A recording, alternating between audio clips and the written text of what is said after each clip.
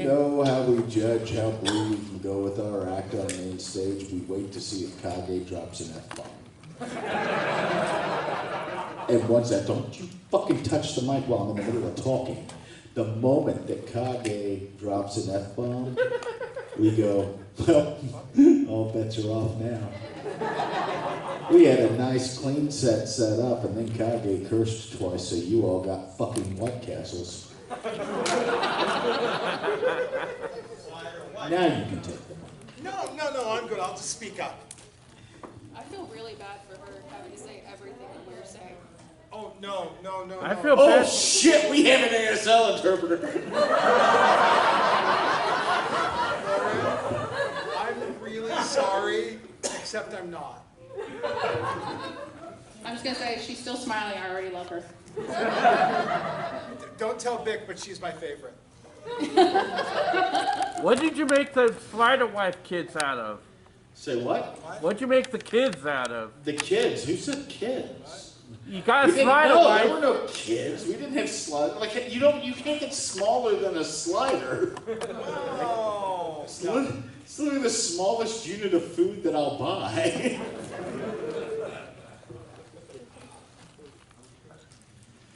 We're still waiting for Alkali. He has 1 minute.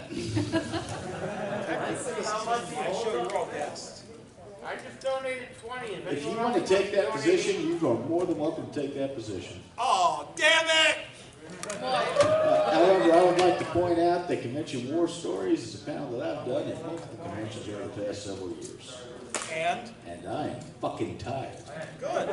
And also, someone just donated the $100. Okay. Hey. You save the charity stories till towards the end. You know why? Do they put more money in? Yeah, fucking exactly. The more money you raise, the more interesting the story.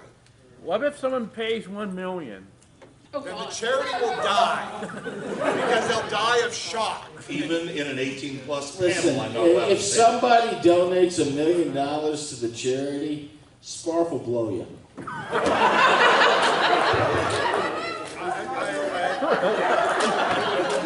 Come on, sign it.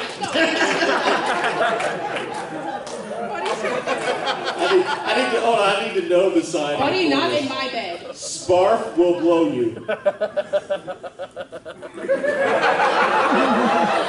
We're gonna have so much fun at your convention this year now that I know that. For science. What I enjoy is that I know why she did it that way, because I do sign.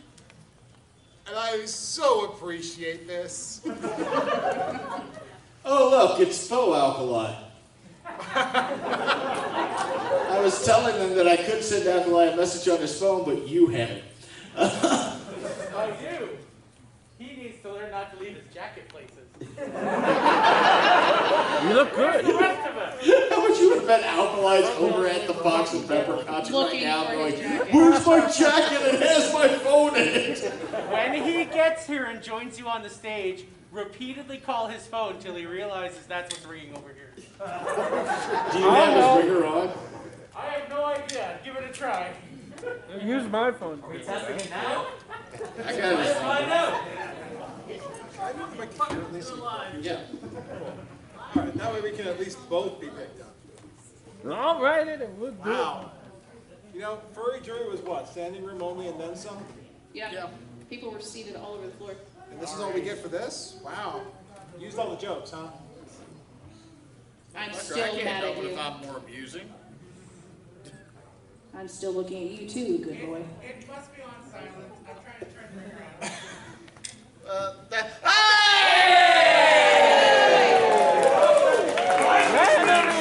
Paid $420 to make sure Pepper Coyote did not sing Lighthouse Shirtless. Shut the fuck up, I'm here.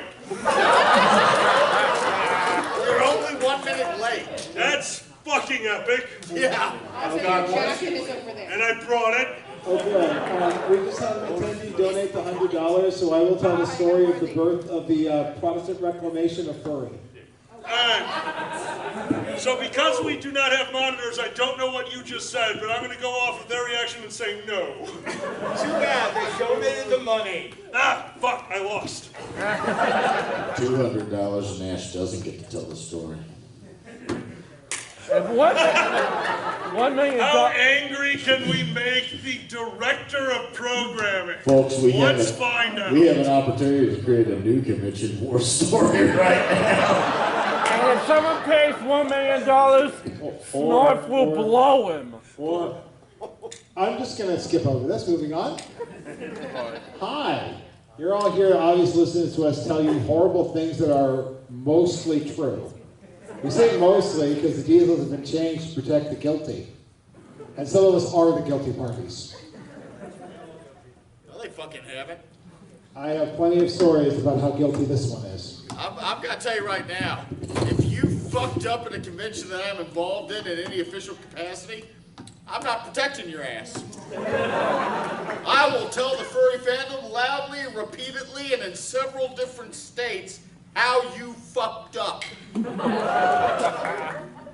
Tell it, Chippy. Look! I can't tell if he's looking at you or at Sparf.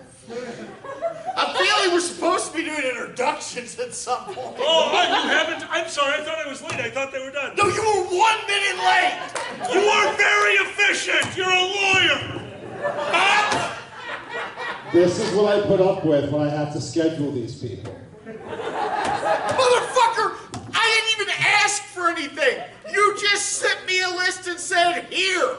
No, your spouse gave me a list, and I said, sure. Are you sure that's the only 14 things you want me There to was do? at least one fucking panel on main stage that both Alkali and I looked at and said, what the fuck is that? Ladies and gentlemen, both and neither, welcome to Convention War Story!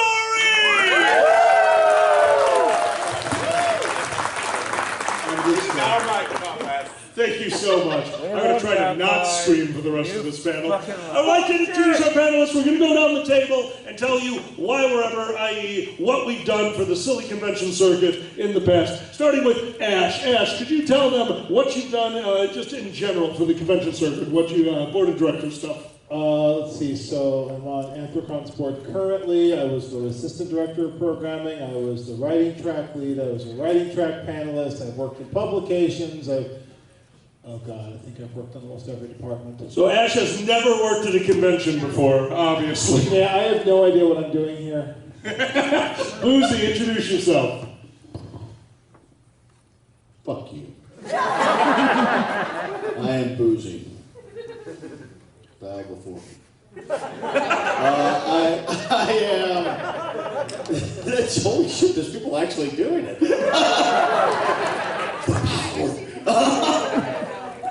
I have been in one capacity at several conventions, and that is when you fuck up, I'm the guy they call.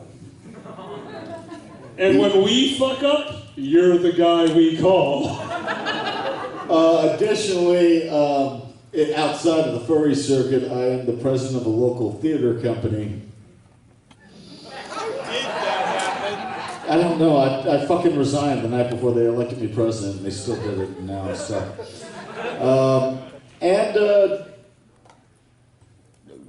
Chairman of Basement Con? The world's worst furry convention, Basement Con. No, motherfucker. Self-proclaimed. And yes, you are the chairman. Do not look at me like that's a question. I am finance and I will not be changing. I love it. You know why I'm looking at it like it's a question? Because last year I found out Basement Con is a wholly owned subsidiary of Dragon Enterprises. This is not a fucking joke. I got a message from him last year that said, hey, heads up. Basement Con's a subsidiary of my company now. And I went, why? And he said, insurance. And I said, fine. And really quick, is there a specific reason that you think we might need insurance at Basement Con? No. Up next, Kiva, please introduce yourself. So I'm Kiva. I am a multi-fandom, so I helped found a specific furry conference, and I am still the director of operations for that one. I'm also in the anime convention world. If any of you know a little tiny 21,000 person convention called GapsyCon, I'm the deputy director of public safety there. I've also been an EMT for about a decade and worked professionally various conferences, including one called BronyCon that many people may also be familiar with. I was risk manager for BronyCon its last 5 years. So, no, I haven't been around any feathers at all. And Sparf, introduce yourself. It's furthermore. I didn't know if I was going to say this. She's my ops director. I'm the vice chair, furthermore. I was one of the founding members. I was the semi-founding programming director. I'll tell you that story maybe. It's not very funny. And then you almost didn't make it past year one. Yeah, she almost killed me. And then I've done hospitality staff at cons at a certain late lamented or not lamented West Coast Pacific Northwestern convention. And I am the assistant director. Yes, we are all very sad about it, I'm sure. And I'm the assistant director of programming here. I don't know how. I woke up one day and I had a radio with a lanyard attached to my flesh. Fair enough. Because your husband said I could have you?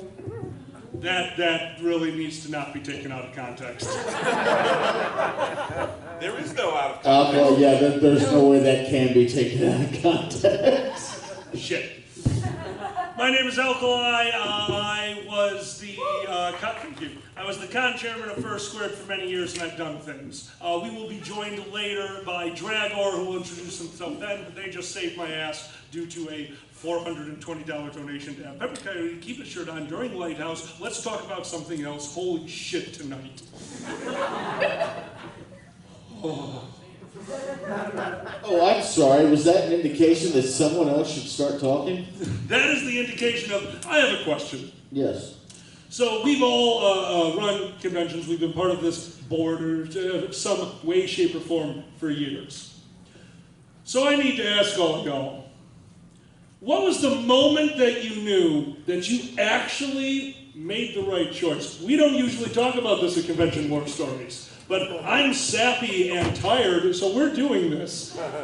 Whoever has a story, let's do, instead of just shitting on what we do, because we genuinely love it, let's start this one out with, what was a moment that you knew that it was actually worthwhile, that this is something you love and want to do? Because there is no one at this table who will ever tell you we do not love what we do. We do it out of passion, and everyone who does it, if they're doing it the right way, does it for passion. So what's that moment, guys? I threw him on the spot. This is fun for me. Since I asked it, I don't have to answer it. Oh, look who's around. Ladies and gentlemen, both and neither, give it up for Dragor! Chairs back there, bring it over here. Well, you guys are thinking, Dragor, would you be kind enough to introduce yourself very quickly? And I will tell you the question. Oh, perfect. Hi, I'm Dragor. Woo. I'm vaguely out of breath. The humid here is fantastic. I have never been so moist in my life. Back to your terrarium. So I am a co-founder and current chair after this one at First Squared, our little pocket of furry in a suburb of Milwaukee, Wisconsin. And when we started doing this, Alkali voluntold all of us to join. And one of my stipulations was, I at the time would wear very form-fitting spandex suits all the time with very off-putting masks and sunglass lenses for eyes. And I very commonly was the interface to the public of the convention. So many times I would be, in all bulging glory, greeting people for the first time, like, what's furry? Hi, let me tell you. What should we do here? And I am very honest. I am always honest. Well, these are the family things. There are family things after 9 p.m., but after 9 p.m., our restrictions of attire loosen. It is your judgment call. We are letting you know. Anything that says 18 plus, you probably shouldn't bring your child to. And it's just upfront. And I've given this spiel many times, and it was Sunday, I don't know, like 5 years in. and a parent with their child who had their own fursuit head they made together. I greeted them, I gave them the spiel, they find me on Sunday.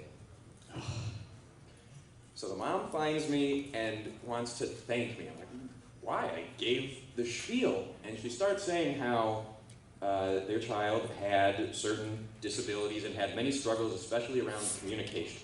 Didn't really have friends because that was very rough.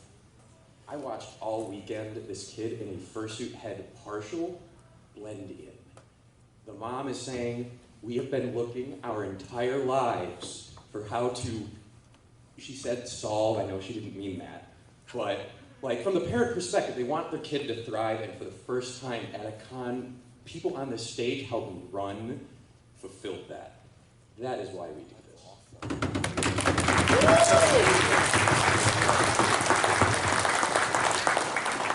Who else has one? Why do you do this? You got it? The power. Don't get me wrong, it's great. Actually, it happened again tonight.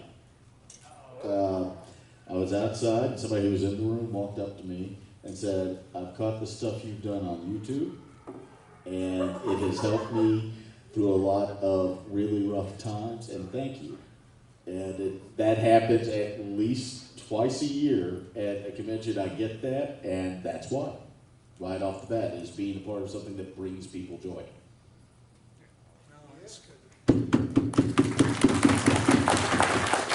Okay, so I'll go back to 2004 when I was still just teaching writing at Anthrocon in Philadelphia. And I was stupidly getting an English literature degree, which I never used. Wait, that's your degree? I have a master's. Yeah, I have an English literature degree.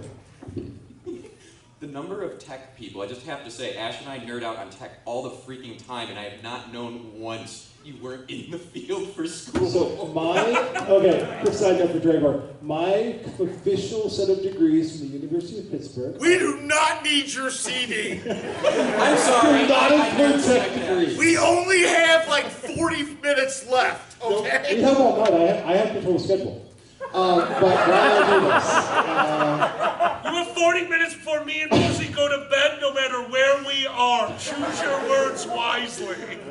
I do this because I was teaching writing, and several years later, I had. Can I actually finish this story? And I had several of those authors that they had just started writing in 2004, and in 2012, they came up to me and said, "Would you sign my first book?" I was like, "What?" "Well, you published me in this anthology." I'm like, "Wait, that's you?" And that reminded me why I enjoyed it. That was a really big thing when I was still teaching writing at the con full time, was I helped people find what they wanted to do, and I got the joy of being the first time something was published in this fandom. And some of those people now have more books to their name than I do.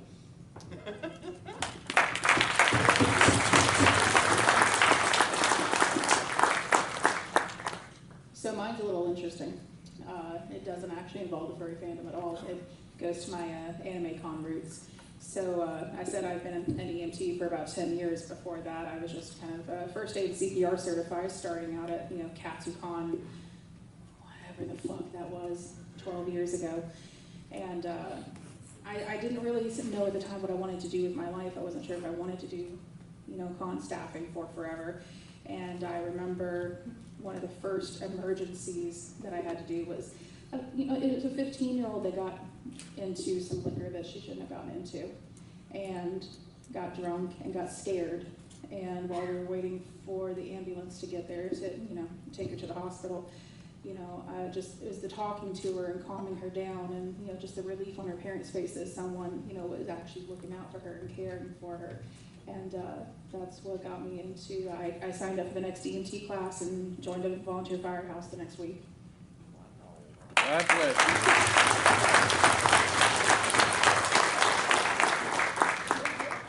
I do. I grew up in volunteer fire department. My father was a firefighter, a fire chief. It was entirely volunteer. So I always kind of had thank you.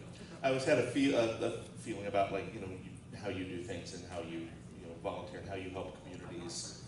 And the furry fandom, quite literally at a really down point in my life, like around like 2006 or 2007, quite literally saved my life. And so I knew from then on that I wanted to be a part of the community, and I loved it so much. But like I wasn't really going to cons a lot then. I wasn't watching. I was just kind of a tangential furry. And when I started going to cons, I looked around and I realized I can give back to the community that is so important to me. So everything I do, it's hard to get me to say no to doing things. And so like I could do things everywhere, and I don't ever really say no because I just want to keep doing that. And everything I do is focused on the community and on the fandom and on that, and because it saved my life. And I got my MFA in acting by impersonating Uncle Kage. It's on YouTube still. I've uploaded the whole thing. My YouTube channel is Sparf1. You can find it. But yeah, Uncle Kage and a few other furries. So once I got a taste of it and could give back, that's what I wanted to do.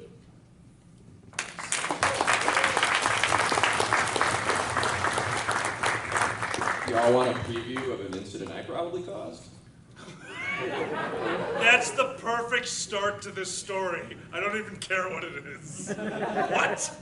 So I'm a Chicagoan, and I'm very surly about right-of-way with doors. And that if you are in a door and there are people behind you and you aren't moving, I will rectify this. If there are any complaints about a surly staffer saying, "Move, push open the door, use your arms, you are capable beings, I saw you do it, push open the door and move your ass." David, you are the cause of and solution to so many goddamn problems. I unblocked the clog! Oh my God, you're a dildo.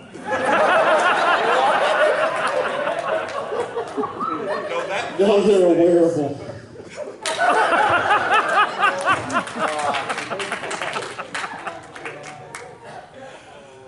All right, this is Convention War Stories. I wanted to start off a little different because I've had a day. So that was fun for me. It's time that we go down here. Ash, you gave us your credentials. You told us how long you've been here. Why don't you give us an incident? Now, we have a rule here. It has to be more than 2 years old. But we've been doing this for quite some time.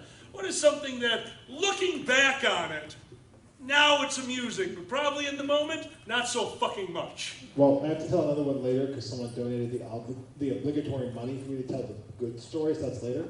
But we'll start with the not so funny one. Okay. So, who has heard Uncle Kage's story about the Jibbity Jobblies? Okay, so I'm going to tell you all something. I was actually there. Oh. So, this is what actually except I'm going to leave out well, no, I'm not. I prefer if you leave out a lot of it.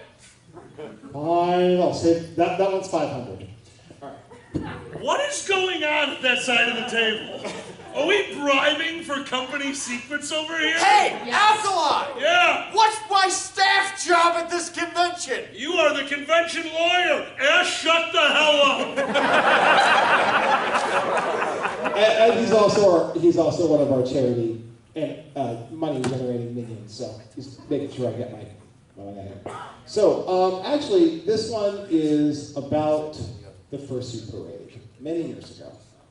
So, you've all heard, the Fursuit Parade photo takes place now, before the parade. Because 1 year it took place after. The fursuits lined up in the main ballroom in 14 rows, and row 2 started singing My Chemical Romance Black Parade at the top of their lungs. I am in this row. We suddenly become row 14.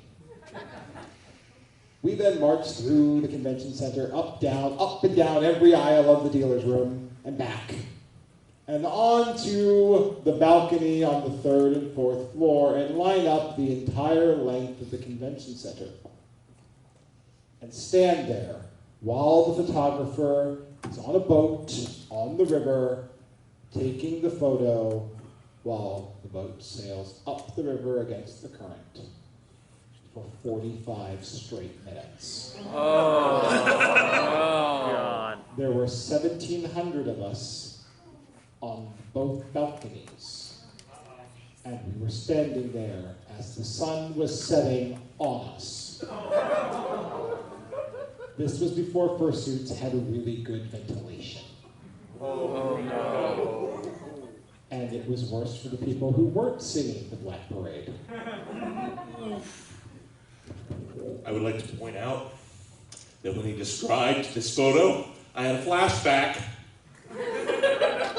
That was my first Anthrocon. I still have the high-res photo saved. That is also when KP realized he was going to have to punish me by promoting me one day. Boozy, at the time it wasn't so funny, but now you'll make some charity money for it. I'm going to tell you a story. But before I tell you the story, I'm going to preface it. There are levels of I done fucked up. Okay? Right? If security stops you and tells you to stop doing something, you fucked up. Right? If the hotel tells security to tell you to stop doing something, you fucked up. If the police are called, you fucked up. If you are pulled into con ops and the con chairperson gives you a talking to, you fucked up. None of those are as bad as when the convention lawyer gets a phone call about you. Oh, God. You fucked up. There I was at a certain convention in Wisconsin. Uh-oh. I'm going to hold the hat over the con chair at the convention. Enjoying my time, leaving, going home, getting home, and then I got a message from Alkali. And that message read, "Hey dude, would you mind flying back out here in a couple weeks for a meeting with the hotel?" And I said, why? And he said, "I'm gonna need you to say yes or no before I continue."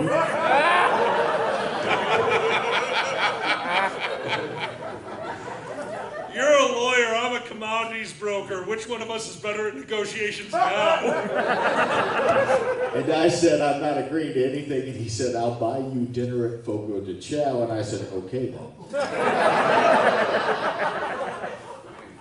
And I said, "So what happened?" And he said, "Check your email." And I opened my email. There were two files in my email. One was the hotel security log for the weekend. The other was the door size security log for the weekend. I read both of those logs, and I just want to tell you, those people were two wildly fucking different conventions. Because the door size log would say things like, "We had an incident of somebody partaking of a substance. They fled. We caught them and assisted the police in recovering what was thrown. Somebody locked themselves in the bathroom and refused to come out. We got a key, opened the bathroom, and assisted them to their room.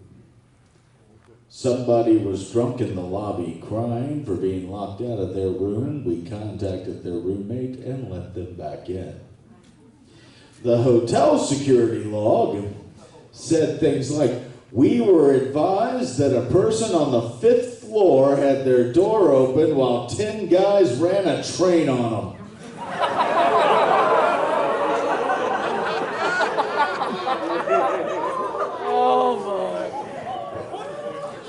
All of whom were wearing strap-ons. We later returned to the room to find the door open and the receiver on the floor. We helped them onto the bed and locked the door. We were advised that in the lobby on Saturday night, a crowd of people gathered around two gentlemen who were performing fellatio on each other as the crowd chanted, "Eat the meat, eat the meat, eat the meat." I finished the logs and I sent back to my dear friend, "What the fuck?" and got back my flight information. What had happened was the hotel had received a number of reports that weekend from third parties who were staying in the hotel of things happening and put everything that they had received a report of down in their log. And the hotel now wanted to have a meeting, and it was very obvious that what the hotel was going to try to do at that meeting was use that as leverage to significantly renegotiate the contract. So I flew out, and the night before we went up to that meeting, they gathered everybody on the board over at Alkali's house. And we sat down, and I brought out my notes, and I went over the strategy for the next day. I said, this is what I do. I negotiate contracts. And the way that we are going to do this is we're going to point out that there's no real substantiating information for a lot of what they're alleging. All right, and that's the very first thing. So keep it cool. You know, we've got a member of the door side, because I'd sit ahead and I said, I want a representative from the door side there, because the hotel's log said the security force was unprofessional. And I said, no, that's not the door side. They've been doing this for years. We want somebody there to tell them exactly what the door side is. And we had the con staff, and it was just going over. So the next morning we meet, and we all get into Alkali's car, and we're driving the hour and a half up there, and I am once again going over everything. And I say, one of the ways that we're going to have to fight against this is by pointing out just how ridiculous some of the things that they're claiming happened are. Like the guy in the hotel room with 10 guys running a train on him. They say they had strap-ons. Why would they need strap-ons? And then Dragor said, you know, wearables are a thing. And I said, maybe you don't fucking talk.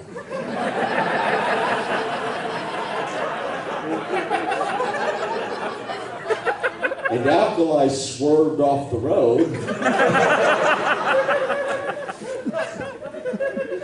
So we got up there, we went in, and the hotel was ready. They had the hotel's manager there. They had the service manager there. They took us down to a meeting room, and they're on one side of the table. We're all lined up on the other side of the table, and they bring out, I shit you not, a binder about this fucking thick. Oh, no. And we're sitting there, and they open the binder, and they say, well, first let's start talking about the condition of the rooms. We have some pictures here on the condition of some of these rooms when you all left, and we had reports of people going into renovated rooms, and I let them go for a little bit. I let them talk, and finally I said, all right, before we continue, do you have the room numbers? Well, no, but we can get them, okay. Do you have the names of the people who were in those rooms, or the rooms registry, so we can at least compare them against our membership list? And they said, well, no, we give us. I said, what I'm hearing is, you don't have room numbers, you don't have names, you have nothing substantiating. Those were even our attendees. So we're not going to consider any of that. Wow. Now let's talk about the train.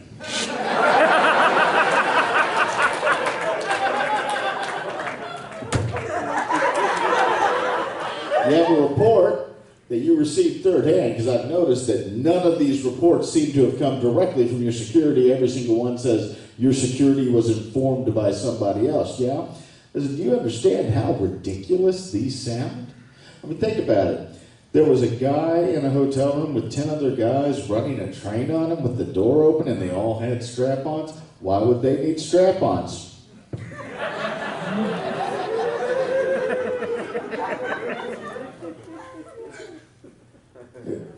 And the best part of that is when I started in on this, the food and beverage manager and the hotel manager looked at each other, and one of them took their binder and slowly closed it.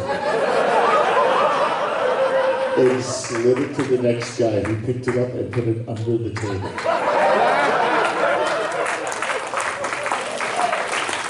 But the best part came when I looked at them and I said, let's talk about Eat the Meat. I know your hotel, and I know where the area you're talking about is located. It is between the bar and the front desk. Are you telling me that on Saturday night, a group of people gathered in a semicircle around two guys blowing each other in your lobby, and nobody knew about it until someone reported it on Sunday morning? Well, where was your desk clerk? Where was your partner? Why did none of your staff report this? Apparently nobody on your staff saw this happen, and the food and beverage manager, who was not fucking happy with me at that point, said, well, my bartender said she saw it. I said, your bartender saw two guys blowing each other in your lobby and didn't report it? That sounds like an employee issue to me.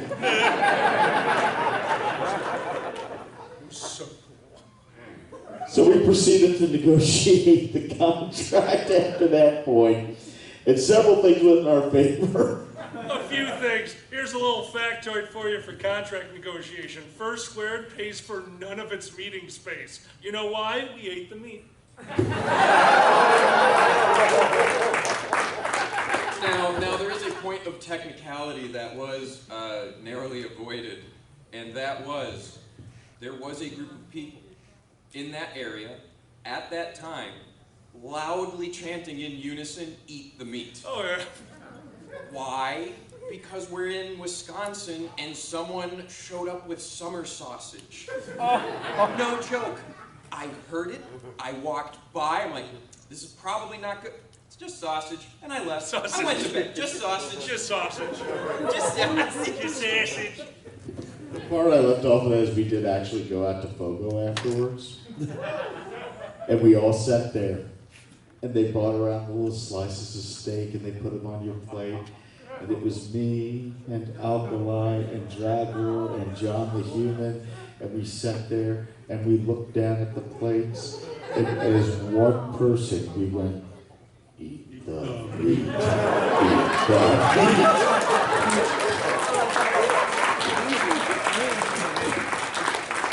Thank you all so much. I have to run and go handle a charity thing for the rest of the AD show. Thank you all so much. Thank you for being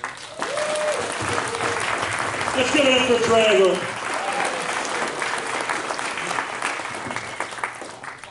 Kiva, at the time, scary, now great story. What do you got?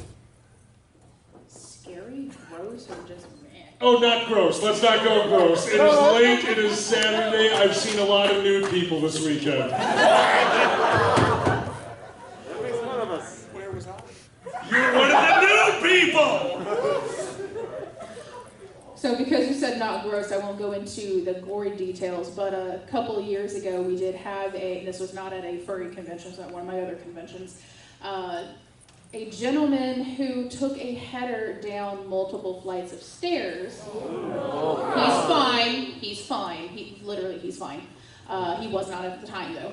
And he tried to then come back later to sue us, saying that we were negligent, and we're like, we have video of you going from the bar with all of your drinks, then looking at your phone, yeeting your phone down the stairs, and then trying to follow it with your body.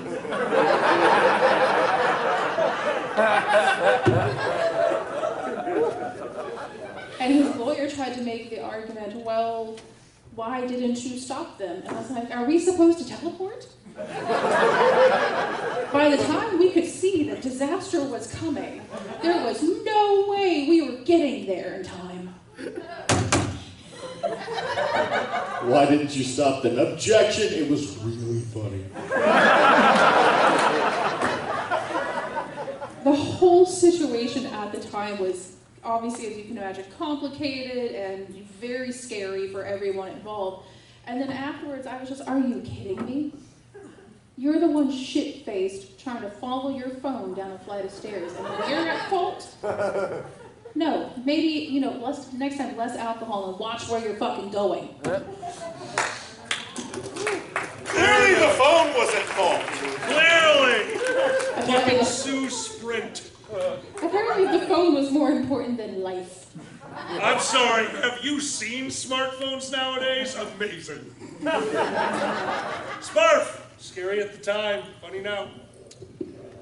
Okay, if you've ever had to do anything relating to graphic design, printed materials, like stuff for an organization, you know that like there's a fine art to this, right? You should check, you can read, double check and check. Now, the stress leading up to a convention starts to ramp up, like it is asymptotic to the normal plane, which is not a thing. I don't know why. I'm not a mathematician. I have a theater degree. So it just goes up. So we are getting our marketing materials for a couple of years ago. Furthermore, we're like, okay, yes, cool, that's fine. You know, it goes. It's gone through several people by the time it gets up. Oh yeah, that's very pretty, very cool. All right, great. Everything's fine until we get to the con. Now, okay, I'm a history buff. I'm a history buff. So there's that anecdotal story about how, you know, Roman leaders, Roman emperors have that pleb who rides behind them in the little chariot in the triumphal procession. Remember, Caesar, thou art mortal. Con runners don't have that. Oh my God. We have Twitter. We have handed out these things, we've got the graphics up, we're all congratulating ourselves on being masters of the universe, and a tweet comes through. Bing! Someone looks at it, and it's an attendee going, our slogan for the year was the space theme. Our slogan for the year was boldly going forward. Oh, I didn't know what it was. Oh my God. So they're like, you got a typo, it says Boldy. And we're all like, no, it doesn't. You're just misreading it. It's a weird font, we know it. Boldy, oh my fucking God! Boldy! He went through the art director, the artist, the art manager, 2 vice chairs, the con chair, meeting to publication! Caesar is dead on the steps of Pompey's Theater!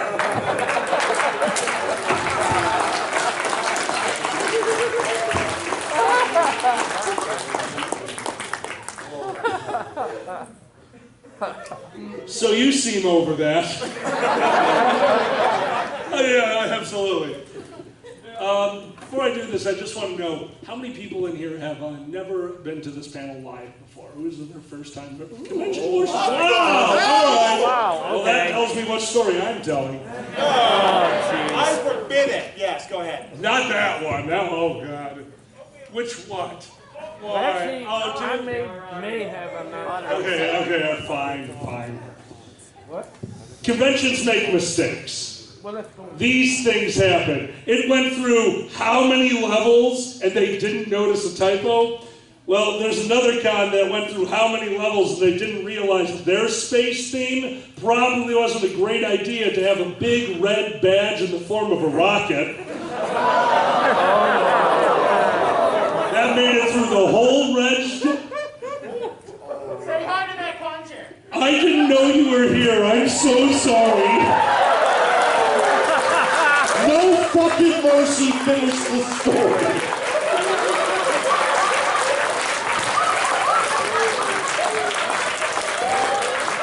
I love you, lad.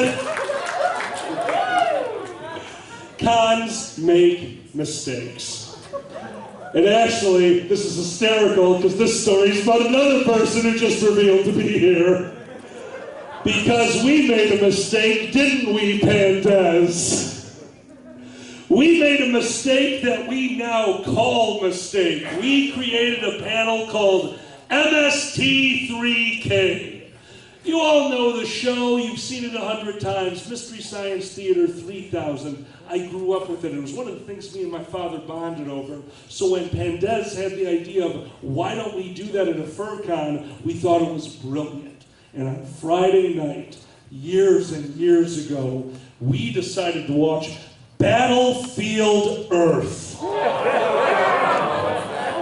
I apologize. I know you watched it 3 times. You know why? Because we all said, everyone, watch the movie, come up with quips, come to the panel. You know what none of us did? Watch the movie.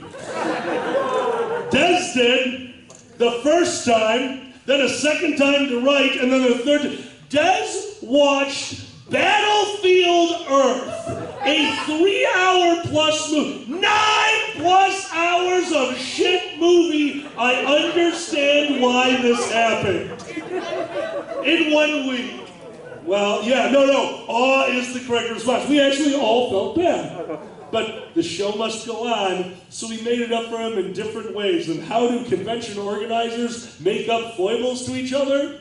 Steak and booze. So for the panel, we brought out a bottle of ice, a peppermint-style liqueur, and for Pandas, we brought a handle of Malibu rum, one of their absolute favorites. And we started the movie. And Pandas is killing it. It's really funny. But the problem is, no one's laughing, not because of any of the material, because they can't hear it, because the whole crowd is behind us screaming at this shitty movie, rightfully fucking so! We made a mistake. They don't need us. They don't need us to make fun of the movie. This is furries. The creativeness and the dick jokes. Oh my God, the dick jokes. Well, again, organizers, we're here, we're queer, let's do this. We turned it into a charity panel. Des said, hey, if you pay us money, you can make drinking rules. And I went, we're gonna die. I love it. The first drinking rule that came out, sorry, it's been a long night. The first drinking rule that came out was center screen wipe. Center screen wipe was, whenever there's a center screen wipe, drink. It was my job to judge whether they had donated enough. You know, not the guy who watched the movie 3 fucking times. No, let's give it to the guy who has never seen it and doesn't want to see it. A $20 center screen wipe? I'm a movie buff. When are they going to do that? Absolutely, that's fine. Allow me to describe the scene to you. I remember having a father, center screen wipe. I am his father and I'm going to kill him, but I have a reason not to. Center screen wipe. I hate my dad. Center screen wipe. I have killed him. Center screen wipe. Scene is over. Center screen wipe. Dead.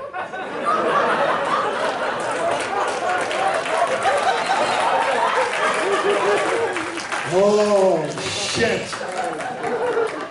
We made a mistake.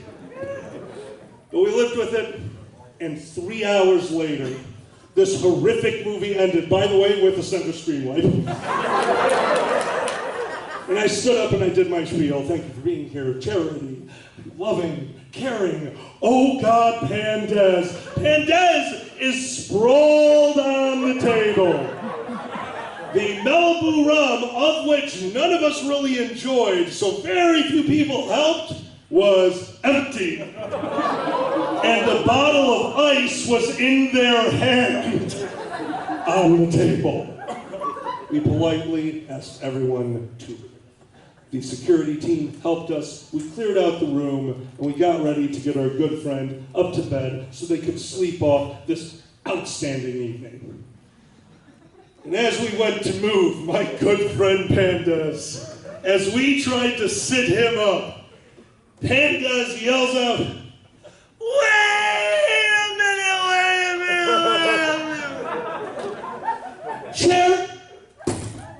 Chair, you have been supporting me all night. I farted 4 times to you. You didn't care, Chair. You did not care. Chair, I love you. Oh, fuck! Pandas said I love you drunk. I'm screwed. It's time to go. The chair doesn't matter, Pandas. We gotta move. What does Pandas want to do? Table. Table. I was asleep on you. I was asleep. No one lets me sleep on them anymore. You held our drinks for the whole convention. I love you, Table. Fuck you, Tablecloth. And they're just throwing shit at this point. We couldn't tell if they were doing a magic act or just trying to break everything. We get them off the chair, get them away from the table, to the door, and all of a sudden, they go like Garfield in your car window. Door!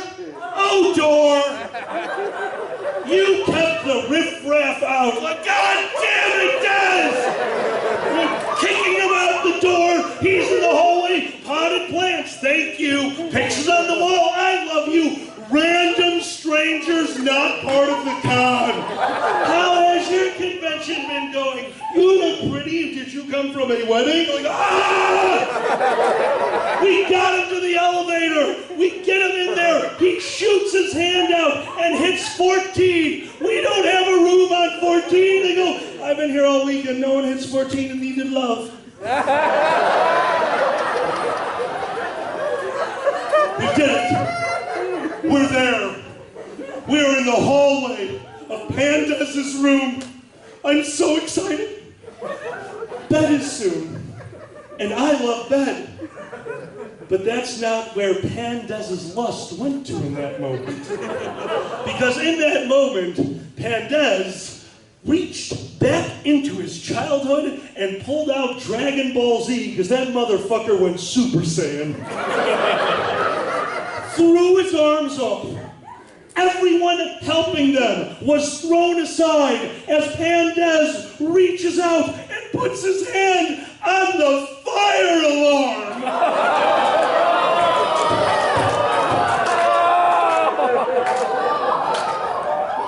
Fire alarm? Fire alarm, you get a really bad rap. Even I'm not that stupid and went into the room.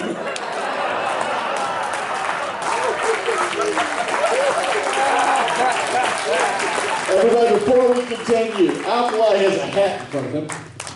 And Alkali is going to throw this hat out into the audience and pass that hat around. And if you can give to the charity, we'd like you to put money in that hat. But if you can't, don't worry about it. We'll take care of it. What if I already gave online? Thank you. Give again offline. The fuck? You said you're like, no, don't give the animals more money. Tee, fuck you! No, I'm joking. I'm joking. Thank you very much. I'll go again. All right. Before we go on, we just did some long-form stories. Let's change it up a little bit. I like to call this segment Out of Context Radio Calls. Oh, no. You do know what I did for a living for 6 years, right? Yes, I do. That's why I know this one's gonna kill. All right. To give you an idea of what's about to happen, there are 2 types of radios. There's a hot mic, and then there's a naked mic. Basically, we're talking about in your ear, no one else can hear it. Hot mic it is blasting out around you. That's really the only context you need. Out of context radio calls, who's got one? Ash?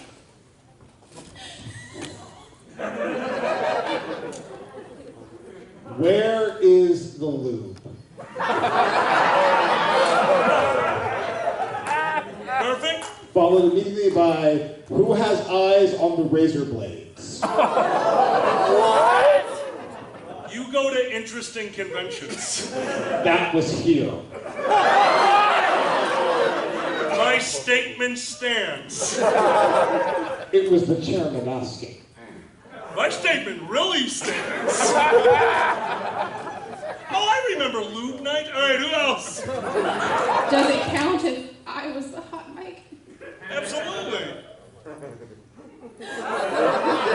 I'm breaking the rule because this was this year, but I don't care. I'm I'm not looking for sex, I'm looking for drugs. Get the fuck off of me. Holy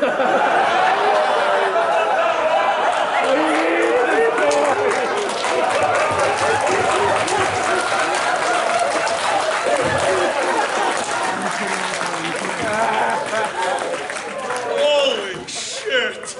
I'll tell you the full story later, but it was amazing. I'll pay The you sex with the $20 drugs. to tell it. This is Con Store to Operations. Operations, go ahead. Do you guys have any more poppers? We're out. This is Con Chair to Con Store. Con Store, go ahead. Are you talking about the novelty popping discs? Yes, we are. Please call them novelty popping discs.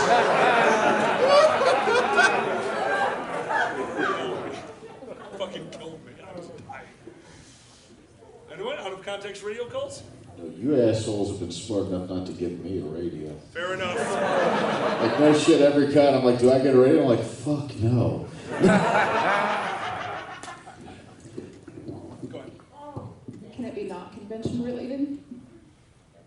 Yeah, just for this one. This is a very specific thing. Go ahead. I had 6 years as a police dispatcher. I made a mistake.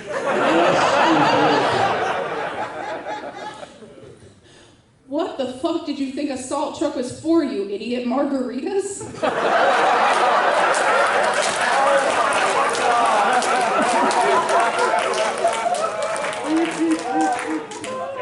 One of our favorites, where is the circular saw? Right after, I can't get the door open. All right, this one is, by the way, this one is real. I've been asked before, but yes, this one is real. Imagine Uncle Kage's voice.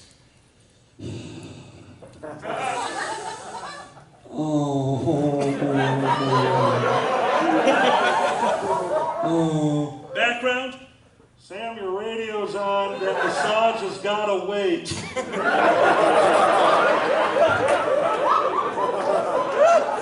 I was fucking pissed myself. I have one that's an out of context Alexa, which Say fits in again? here. An out of context Alexa.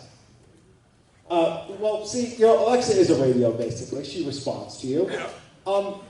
Sam once going, Alexa, order me 20 metal easels. We received a 200 metal weasels.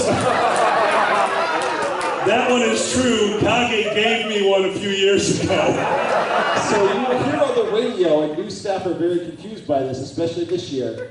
Okay, I need a metal weasel. Come again? I need a metal weasel. And then you'll hear someone in the background go, no. They mean the easels. Don't ask. All right. Just because this is not con related, but if we're going to do Alexis, because this one absolutely destroyed me. My mate, Zanny Blue, has a heart condition where they will have extra beats, and that bothers them. And one night they were having this, and it was very not a fun night for us. So we laid down a little bit early, and we just kind of laid in bed and chatted for a while. And the topic came up of music, because I made the mistake of saying that all horns are ska. Because that's what ska is. It's horns. So Zan yells at me, oh, so taps is ska? And I said, yep. And Zan yells at a robot lady, what is ska? Oh no. This is Alexa, this is her actual response. Ska, sudden cardiac arrest. Sudden cardiac arrest happened. This went off while we were laying in bed, freaking out over a heart thing from Zanny, and it definitely did not help that we laughed ourselves silly for about 20 minutes. That's a real thing. Try it. It's okay.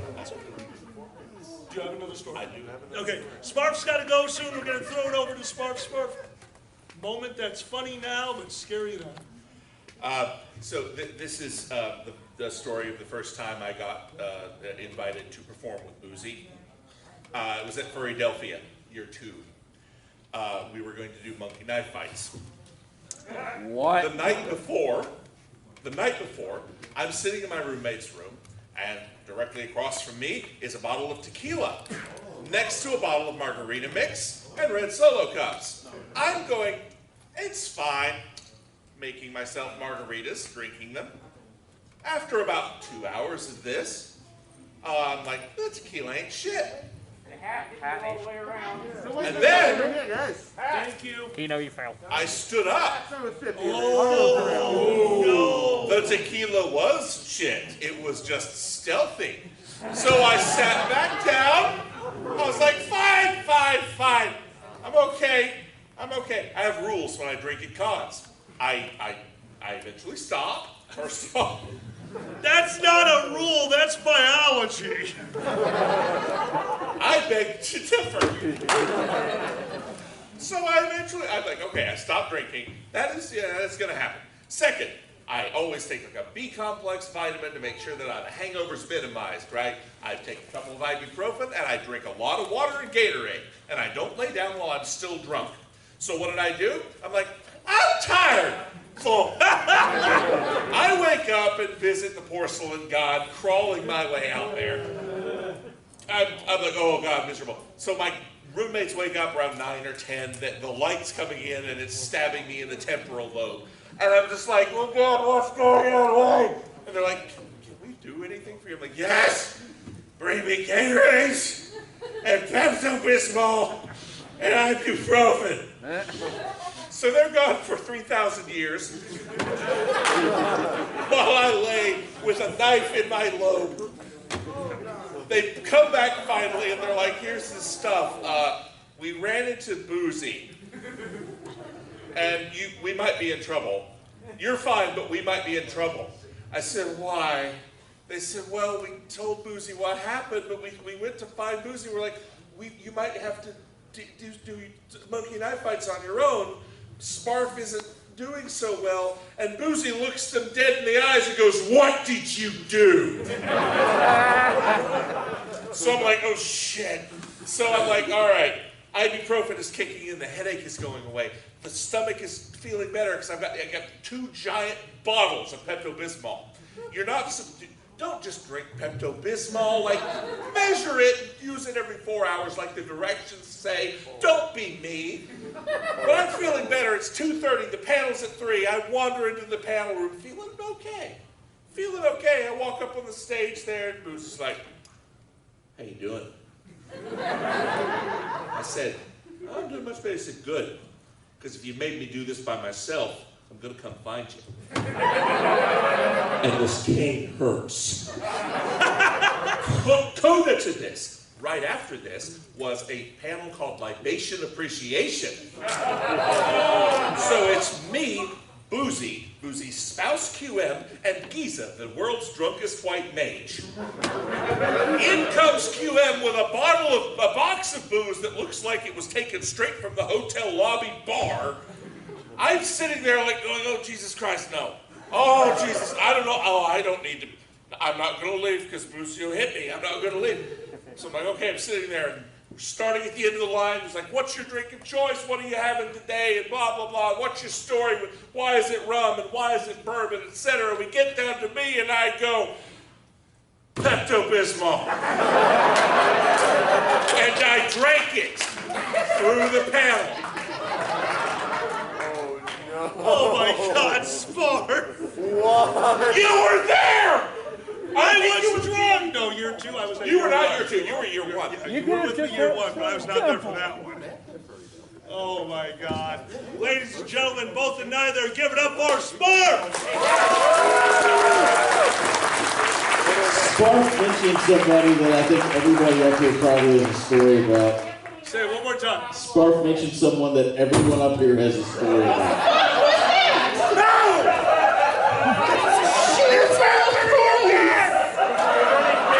What denomination is the shoe? Boozy? Yes. Boozy? Yes. Please tell me it's We quarters. have a sneaker full of quarters. Yes! Yes! Finally! Several years ago, this man's on stage, And I said, I want someone to bring him a top hat full of pennies. And no shit, the next year someone brought him a top hat full of pennies. So I said, next year I want a cowboy boot full of nickels. And no shit, someone brought him a cowboy boot full of nickels. In 2019, when the nickels happened, I said, next I want a sneaker full of quarters.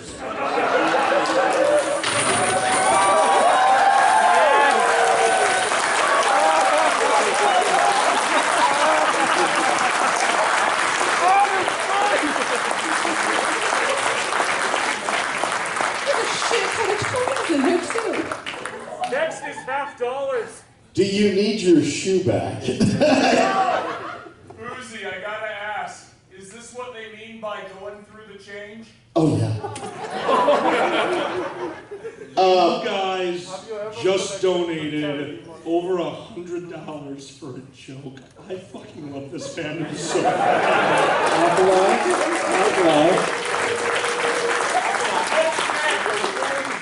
Somebody donated 100 digitally. Thank you all. Thank you Yeah, all so fucking you are all amazing people. What's next? Ask for a bag full of $1 coins, so it's a sack of Jawea. You know what?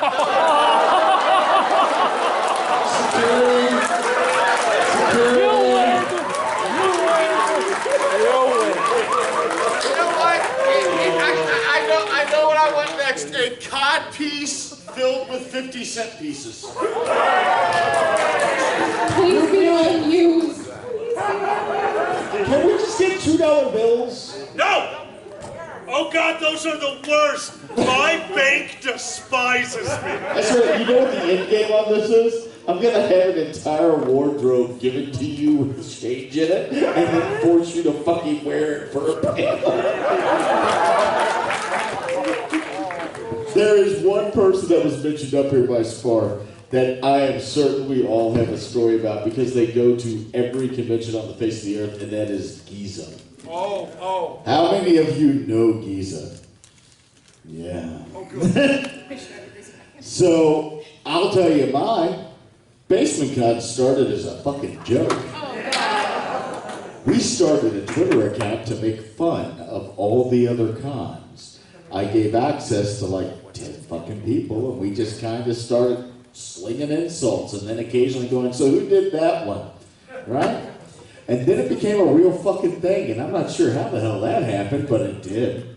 You're welcome. Yeah. So we have a venue. It is a lodge in an undisclosed location. It's on the dirt road near the border between Pennsylvania and New York.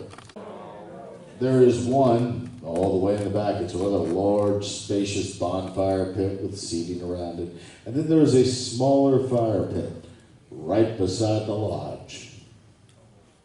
And Giza looks at them and says, I was an Eagle Scout. And we went inside, came back out, and Giza had started a 10-foot tall fire in the fire pit by the lodge.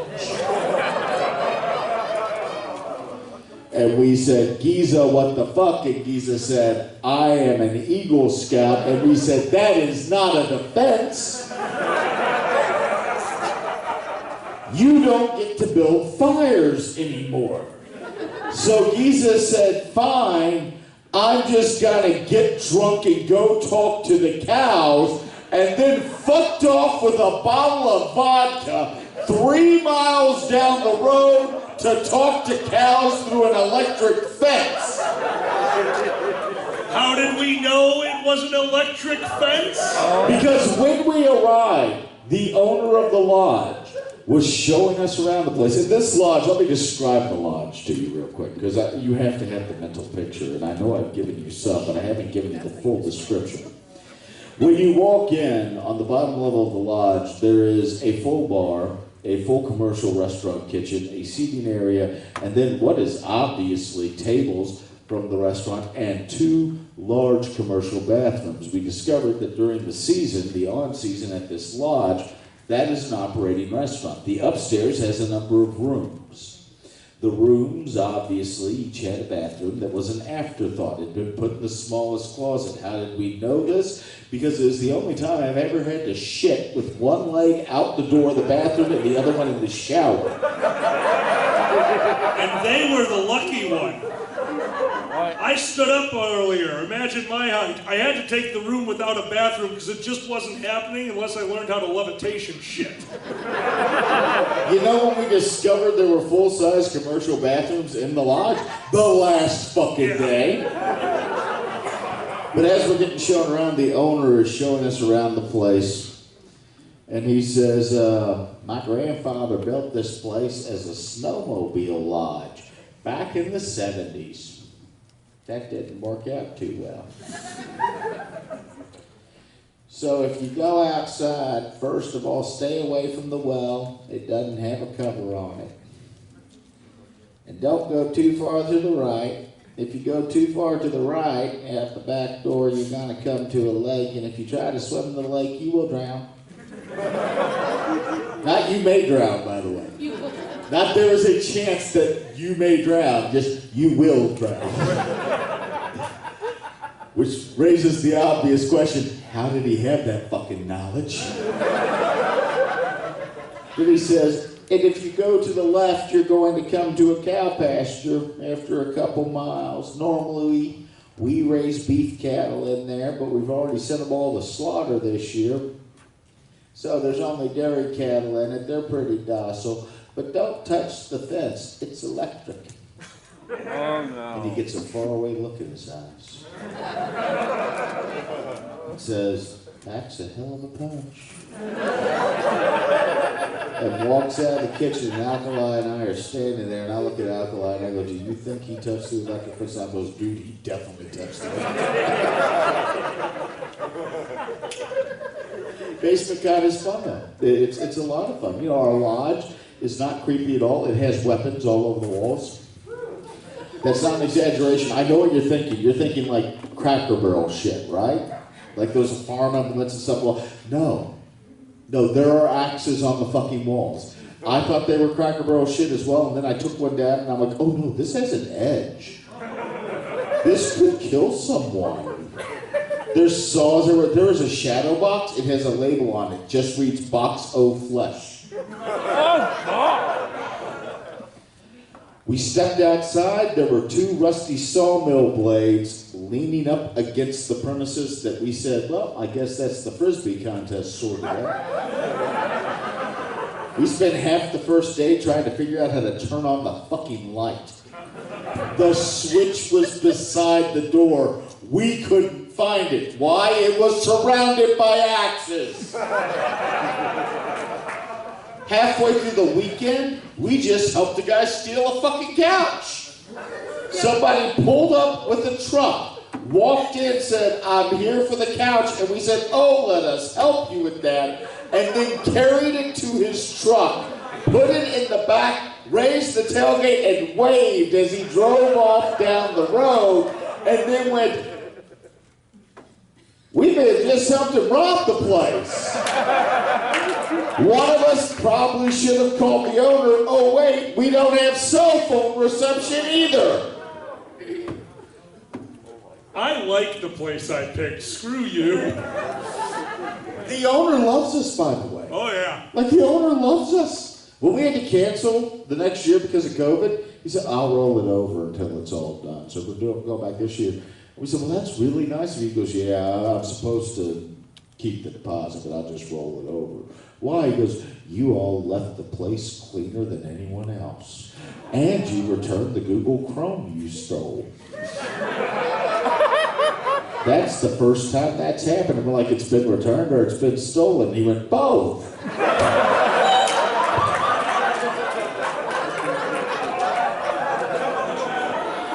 You all have wonderful entertainment. They're like, Ash, you're doing a wonderful job as programming director here. And you know how I know? Because you know what the programming is at Basement Con? Nothing.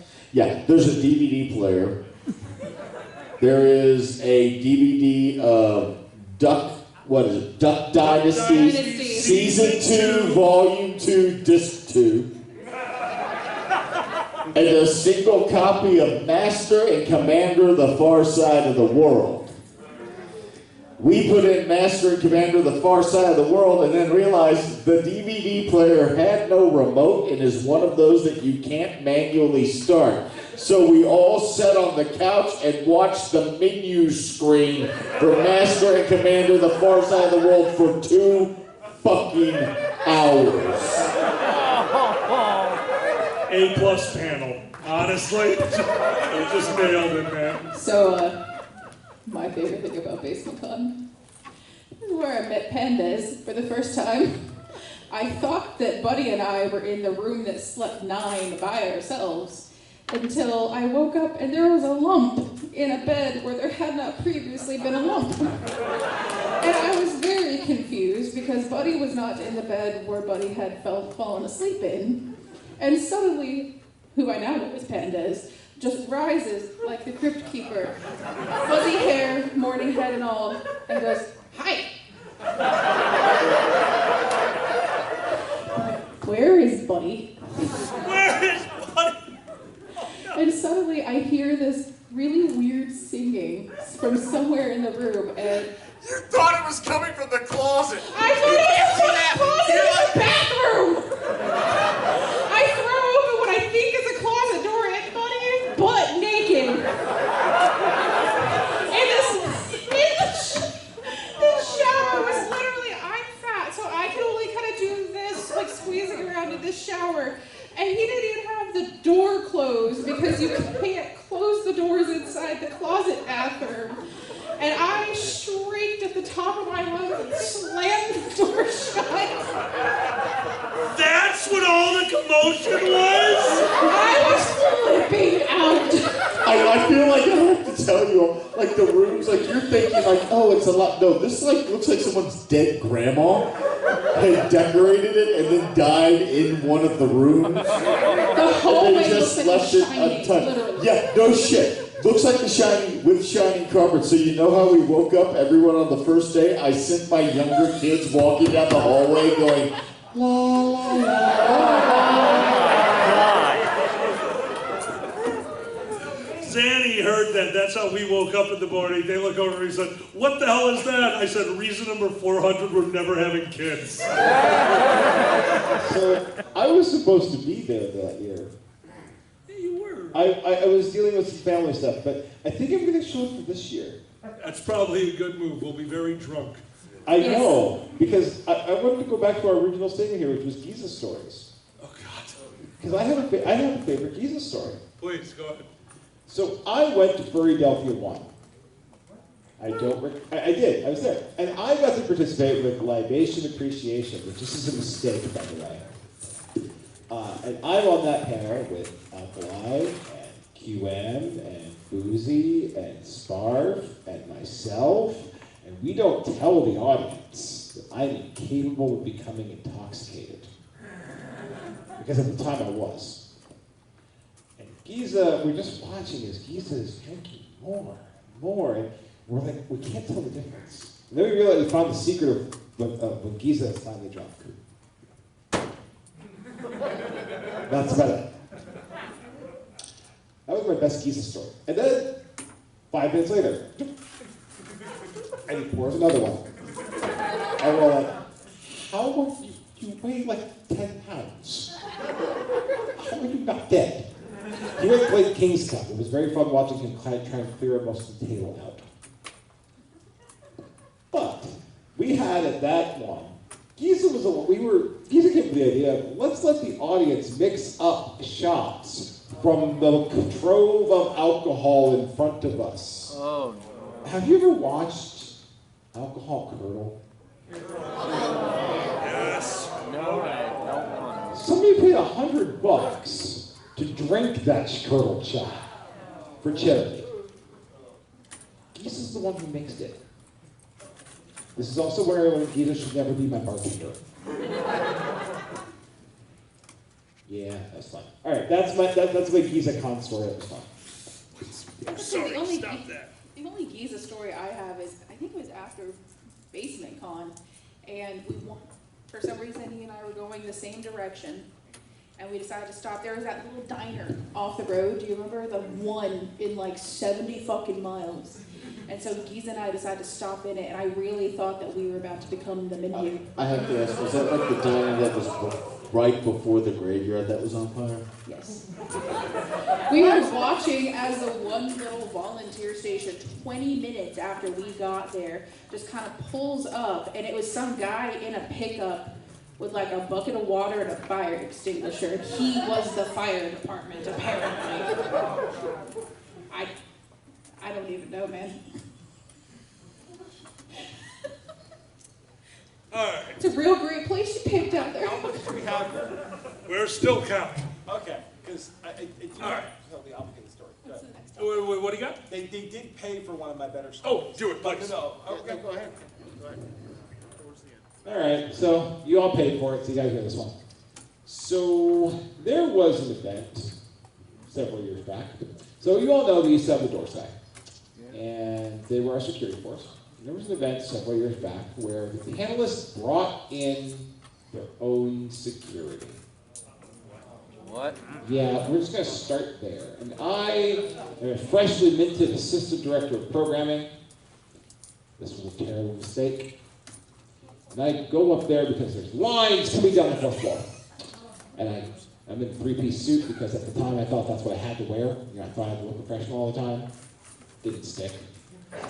And I get down there and I'm not quite as tall as the gentleman with the top hat, but I can mostly look him in the eye. He can't condescend to me because we're roughly the same height.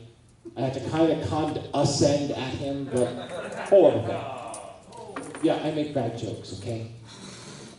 And I get there, and this person who's maybe, I don't know, 12, looks at me and goes, "You can't come in. I was told only authorized personnel." I look down, and my badge is there, and my badge is turned around, and I turn it around. And it now says, assistant director, and very official looking, and I'm in a three-piece suit. He goes, you're not authorized personnel.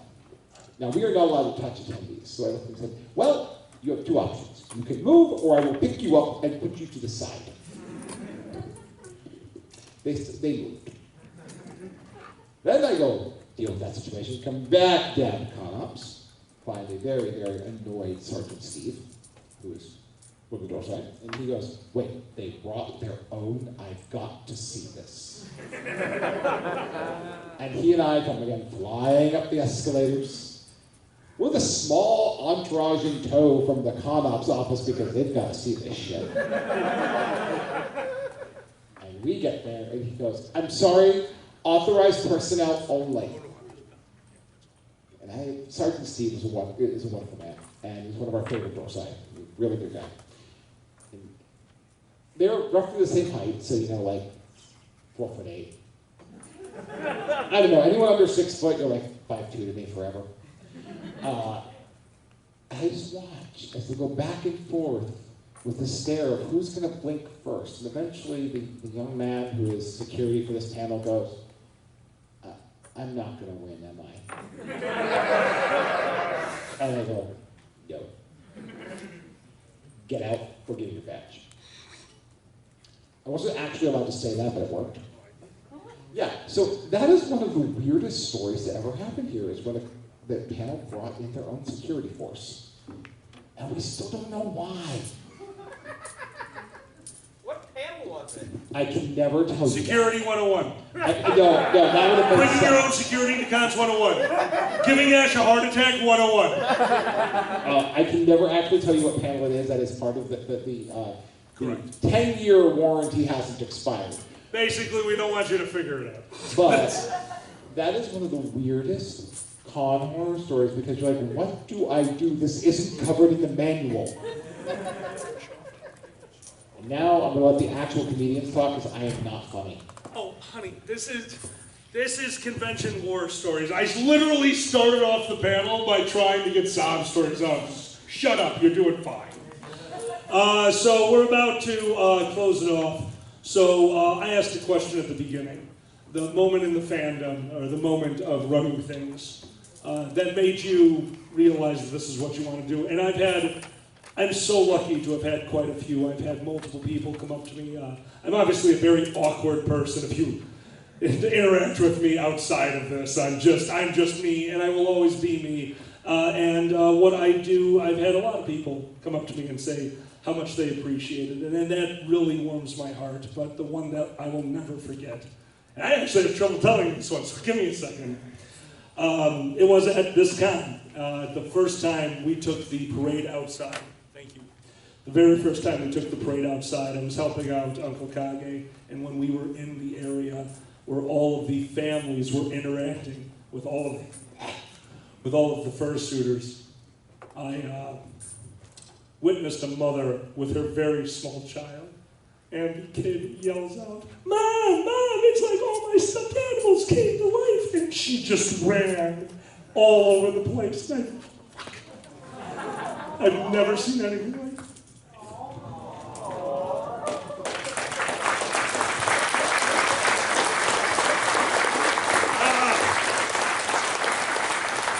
Sorry, I actually have a lot of trouble with that one. That one got me. I wanted to share that one with you guys because the fandom really is a magical place. And there's something very special to me when it comes to families being together here. So for anyone out in the audience who happens to be here with their family, or maybe you came with a friend and you didn't really know what this was, thank you and welcome to the community, because this is yours. So thanks.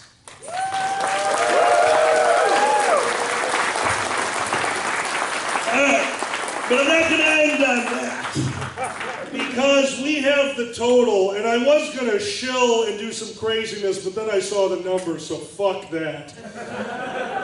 Thank you all so much for your generosity. This panel has just raised $780.84.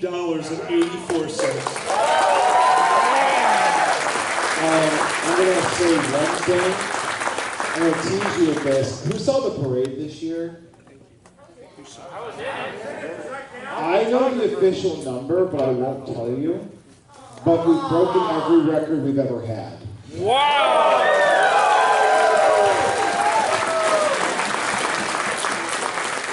So as a thank you, an oldie but a goodie, I heard a few people call out for it. I do know that we have a bunch of people who've never been here before. I used to help out at Hospitality Suite at a convention called Panelists. This story's going to kill me. I've been doing it for years, and one year they had come up to me and said, "Alkali, we need your help. We're going to be putting in a soda machine inside Hospitality Suite at MFF. We're going to get you a nice soda machine, 6 spigots. You're going to be able to do that. You're going to have to change out." That sounds great, no problem. Well, I'm also finance in a lot of different places, but not at MFF. So I understood the decision, but I hated them for making it, because they found a cheaper substitute. Why get me a brand new 6-spigot soda machine when you could find, and I'm assuming, a swap meet, or maybe some kind of yard sale, or maybe somebody died at a McDonald's. A 16-spigot monstrosity that had to have its own push cart that was so sticky that the wheels sounded like you were walking on linoleum. It was a nightmare. This thing did not work. It couldn't be cleaned. It would constantly clog up. The CO2 dispenser was so gummed up that every once in a while the machine would just be like, "No, I'm having my period. Code Red Mountain Dew syrup only. Fuck you, diabetes. Here we go."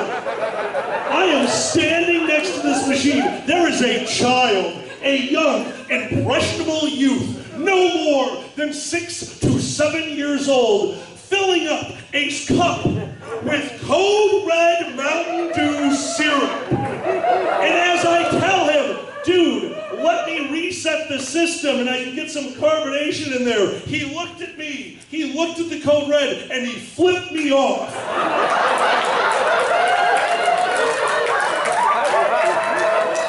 And then he drank his goddamn liquid lifesavers.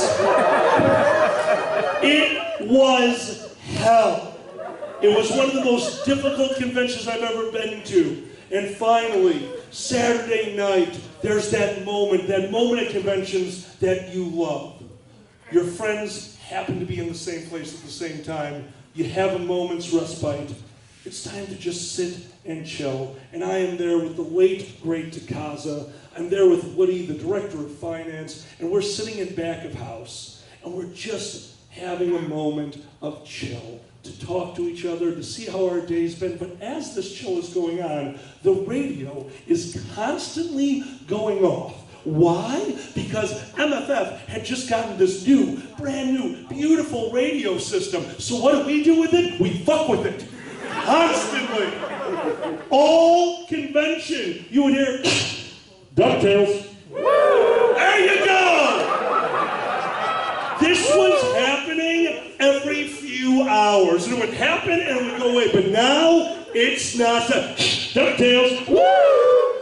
Could everyone please stop doing it? Please stop doing what? Saying DuckTales. All right, guys, this is not funny anymore. Everyone stop saying the word. What word? I'm not saying the word. It's the word DuckTales.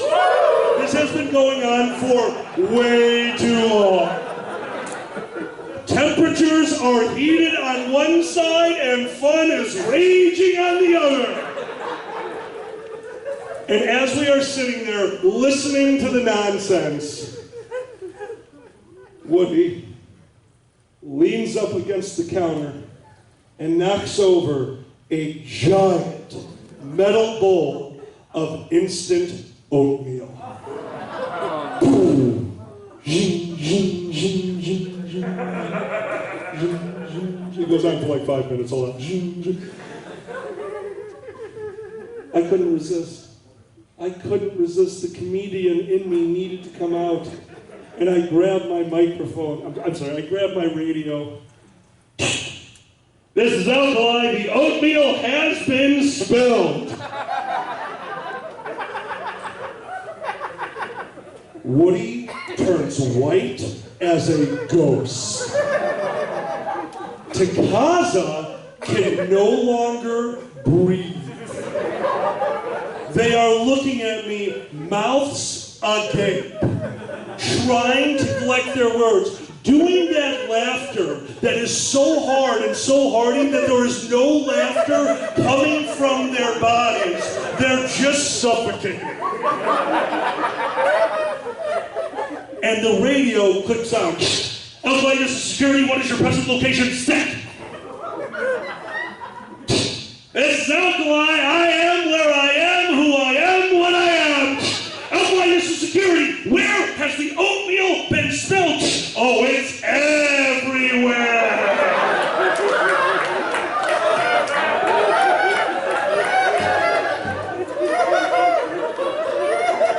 At this moment, Woody, regaining composure, looks up at me and goes,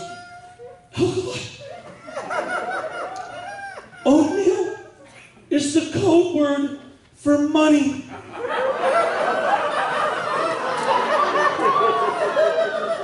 The charity ferret. The guy who walks around the convention with thousands of dollars transferring between charity event and finance had just shouted out over the radio, Alkali has spilled the money and it's everywhere.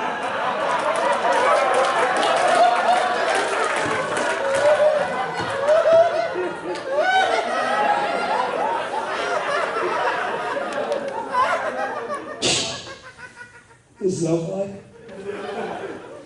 False alarm. There's a moral to this story. After that year, they didn't let me have a radio anymore at MFF. And I've never been fucking happier. Our final total, $850.84. Let's hear it for Ash! Let's hear it for Kiva! Thank you for counting the money. Let's hear it for Boozy! To Ed and Pandas for being such good sports, I'm so sorry, my friend. I'll still tell that story behind your back every chance I get. And until next time, my name is Alkali. Seriously, don't forget, you get out of a convention what you put into it. Go out there, meet friends, have a good time. Good night.